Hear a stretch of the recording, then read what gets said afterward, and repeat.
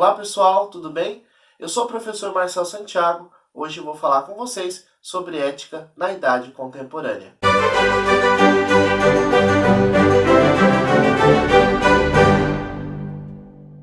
Bom, antes de mais nada, vale dizer que esta videoaula é uma sequência de outras tantas que nós já fizemos aqui no canal, falando sobre ética nos diferentes períodos da filosofia.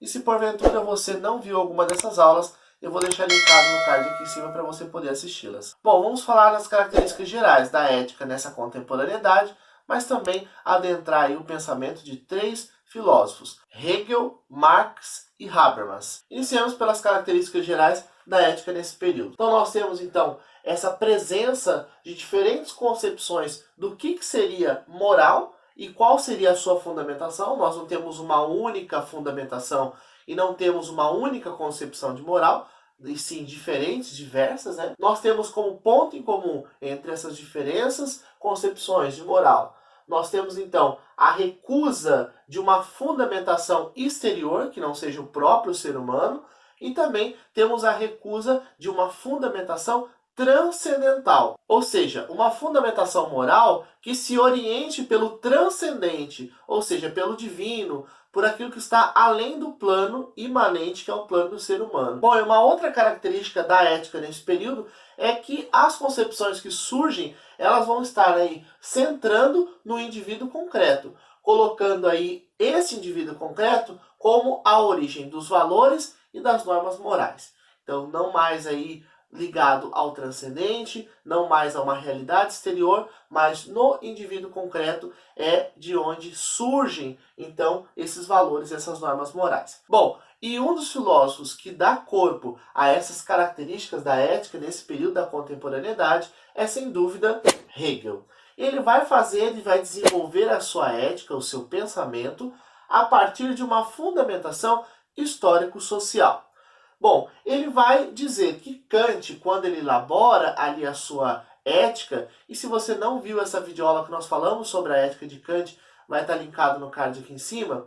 Bom, quando Kant elabora essa sua ética, Hegel vai dizer que ele errou. Em que sentido ele errou? Ele errou ao não considerar a história e a relação do indivíduo com a sociedade. E ele vai dizer que a sua ética, né, a ética kantiana, ela não apreende os conflitos reais existentes nas decisões morais. Lembre-se que quando nós falamos da ética kantiana, nós falamos que ela é uma ética formalista. Ela está preocupada em oferecer uma fórmula geral, mas ela não se dá conta mesmo desses conflitos reais aqui que Hegel aponta. Esses conflitos reais existentes nas decisões morais em situações particulares, cotidianas. Então Hegel leva isso em consideração, tece duras críticas a Kant, justamente porque para Hegel é imprescindível esse contexto aqui histórico-social do indivíduo com relação aí à moralidade, à ética. Então ele vai dizer que ao longo da história, né, a moralidade assume contextos diferentes. E a vontade individual, apontada ali por Kant, né, como sendo aquela vontade que ora vai para o imperativo categórico e ora obedece o imperativo hipotético, essa vontade individual ela é apenas um elemento da vida ética na sociedade. Então ela não pode ter ali todo o peso. Bom, e nesse pensamento de Hegel fica muito evidente que ele está querendo criticar justamente o peso que Kant dava na sua ética para o indivíduo das decisões morais, colocando única e exclusivamente aí o peso, né, na questão da sua vontade, que cedia ora às paixões e ora à razão. Bom, e ele vai dizer que esta vontade ela é apenas um elemento na vida ética da sociedade. Então, não pode colocar o peso que Kant colocou aí, única e exclusivamente no indivíduo, sem considerar aí o contexto histórico, social em que o indivíduo está inserido. Bom, e ele vai dizer que a moral ela vai surgir a partir da relação entre o indivíduo e o conjunto social no qual ele está inserido. Então vai surgir a moral. E a moral, ela vai a cada momento histórico, né, a cada momento histórico ela vai ser expressa em códigos normativos que vão, obviamente, mudar de acordo com o momento histórico, de acordo com a sociedade em que o ser humano vai estar. Então, essa moral vai ser expressa através de códigos normativos, mas também vai estar de modo implícito tanto na cultura quanto nas instituições sociais. Então, para que Hegel, a ética ela vai estar estritamente vinculada à história e também à sociedade. Bem, um outro filósofo também conhecido por nós é com certeza Marx, que vai fazer uma fundamentação de sua ética um pouco distinto aqui de Hegel, mas levando em consideração com certeza alguns aspectos como a questão da sociedade. Bom, Marx vai defender que a moral ela é uma produção social, ou seja, ela foi produzida pela sociedade. Bom, e essa produção ela tem uma finalidade, que é justamente atender a uma demanda específica da sociedade. E que demanda seria essa? A regulação das relações sociais. E por que Marx vai afirmar isso? Ele vai analisar a história e ele vai perceber que as relações sociais elas mudam com o passar do tempo. E a partir do momento que as relações sociais mudam, os indivíduos também mudam. Consequentemente, a moralidade também muda. E a moralidade que regula as relações sociais vai estar então em constante mudança. Mudou as relações sociais, mudaram os indivíduos, muda então a moralidade que regula essas relações sociais. Então veja só que nós temos aí, de fato, dentro da filosofia de Marx, a moral como sendo uma forma de consciência própria a cada momento de desenvolvimento social. Isso significa dizer que Marx enxerga a moralidade como uma consciência própria daquela sociedade, dentro daquele momento de desenvolvimento da sociedade. Então veja só, ele está afirmando que os valores que fundamentam as normas morais, eles vêm da existência social e eles não são absolutos. Dito de uma outra forma, para ficar mais claro, Marx está dizendo que dentro de cada sociedade existem então valores. Esses valores, eles orientam as normas morais. Só que os valores, eles vêm da existência social, ou seja, da forma como a sociedade está estruturada naquele momento, da forma como as relações sociais estão acontecendo naquele momento. Ou seja, não posso dizer que os valores eles podem ser absolutos, aplicáveis a todos os seres humanos, a todos os contextos. Não, a sociedade muda, as relações vão mudar, então os valores também vão mudar. Então não existe valores absolutos aqui. Então é isso que Marx está querendo afirmar aqui. Bom, e ele vai seguir dizendo que a moral seria então uma das formas assumidas pela ideologia dominante que difunde os valores necessários à manutenção da sociedade. Bem, e aqui cabe uma dica para que nós entendamos esse pensamento ético de Marx. Veja só, nós temos que sempre trazer à memória como que Marx enxerga a sociedade.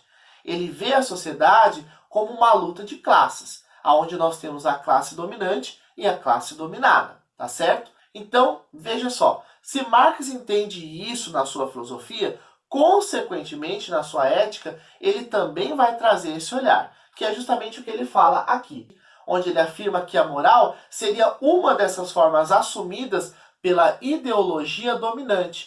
Bom, e quando nós falamos ideologia aqui em Marx, vale uma ressalva.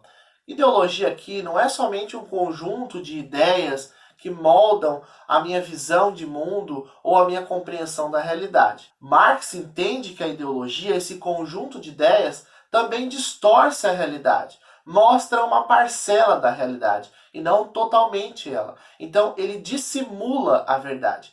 Por essa razão, a ideologia dominante aqui, ela na verdade mascara uma realidade que está presente. E que realidade é essa? É justamente da desigualdade social, da divisão da sociedade por classes, de classe dominante e classe dominada. Ou seja, essa moral que está presente na sociedade, ela quer mascarar, dissimular a realidade, que é justamente existem desigualdades sociais, existem classes dominantes e classes dominadas, tá bom? E a moral, ela quer, na verdade, mascarar isto.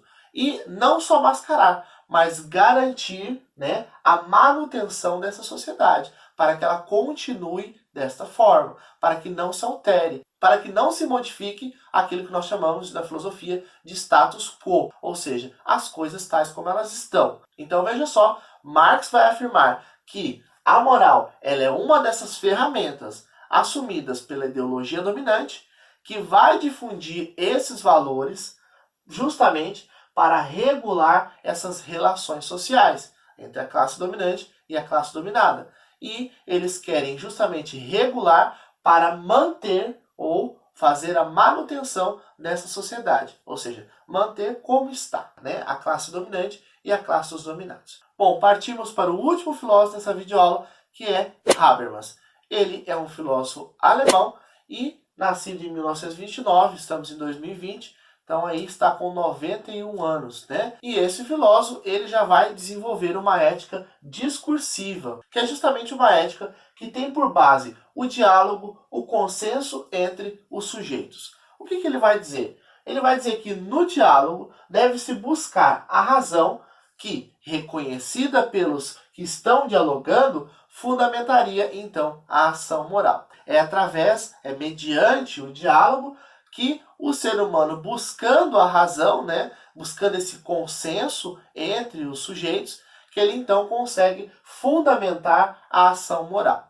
Ele vai dizer que essa razão é uma razão comunicativa. Entenda aqui essa razão diferente da razão que está presente ali no iluminismo, entre a capacidade racional do ser humano. Não, esta razão de Habermas aqui é uma razão intersubjetiva e não subjetiva. É uma razão inacabada, é uma razão que não está pronta, que ela está em construção. Então, ele chama essa razão de razão comunicativa, ou seja, é aquela que não existe pronta, mas se constrói. A partir de quê, gente? A partir de uma argumentação que leva ao entendimento comum. Ou seja, eu começo a dialogar com o outro e através desse diálogo, através da argumentação que eu coloco nesse diálogo e ele também, nós chegamos ao entendimento em comum. Entretanto, Habermas vai dizer que para haver um entendimento real entre as duas partes ou os sujeitos que estão ali em diálogo,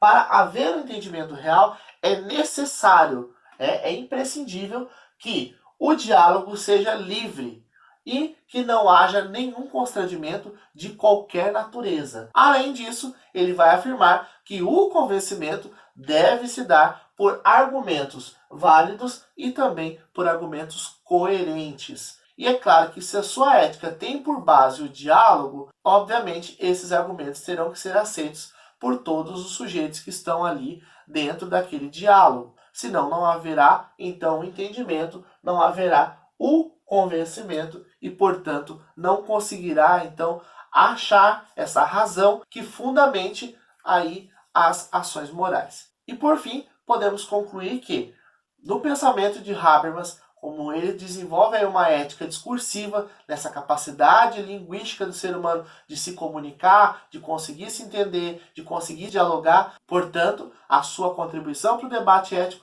é justamente esta: buscar aí desenvolver uma ética que seja democrática e não autoritária. Bom, e por último, a pergunta que fica é, no mundo atual, no contexto atual que nós vivemos, será que é possível aplicar a ética de Habermas? É possível, na atualidade, termos um diálogo livre e igualitário, sem nenhum tipo de constrangimento, numa sociedade que é marcada justamente pela desigualdade e pelo constrangimento? Coloque aqui nos comentários a sua opinião e o que você acha acerca desse assunto. Eu espero ter contribuído para os seus estudos. Se esse vídeo te ajudou de alguma forma, deixe seu joinha aqui embaixo, compartilhe esse vídeo com seus colegas, se inscreva no canal e a gente se vê numa próxima aula.